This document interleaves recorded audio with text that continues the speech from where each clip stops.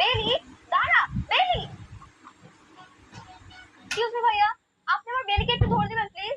আমি আপনার মতো এরকম আজাইরা না, আমার অনেক কাজ আছে, আমি আপনার বেলিকে ধরতে পারবো না। আরে, আপনি তো দেখছি খুব খারাপ মানুষ। আপনার কাজটা কি? হ্যাঁ, আপনার তো কোনো কাজকর্ম নেই তাই না? আপনি তো এখানে দাঁড়িয়ে আছেন। আপনি যদি আমার বেলিকে একটু ধরে দেন, আপনার ক্ষতিটা কি? হ্যাঁ, খবরদার, আমার এই উল্টা পাল্টা কথা বলবি না।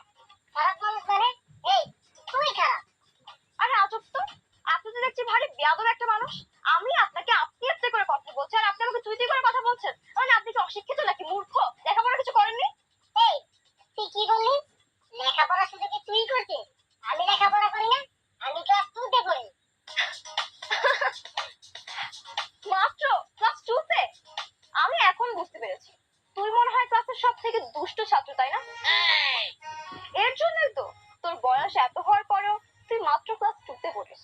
ও, এখন ফট করে তুই আমাকে তুই করে বলছিস, তাতে বেয়াদবি হচ্ছে না তাই না? মোটেও বেয়াদবি হচ্ছে না। আমি তোকে তুই করে বলবো, এটা খুবই স্বাভাবিক বিষয়। কারণ তুই মাত্র ক্লাস 2 তে পড়িস আর আমি কলেজের স্টুডেন্ট। সেক্ষেত্রে তুই আমার জুনিয়র আর আমি তোর সিনিয়র। তুই কি এটাও জানিস না নাকি?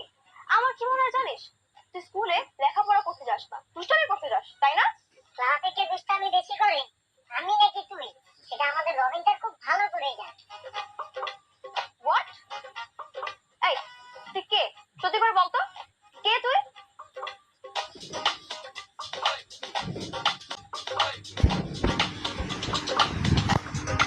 আরে তুই তুই এখানে কি করছিস?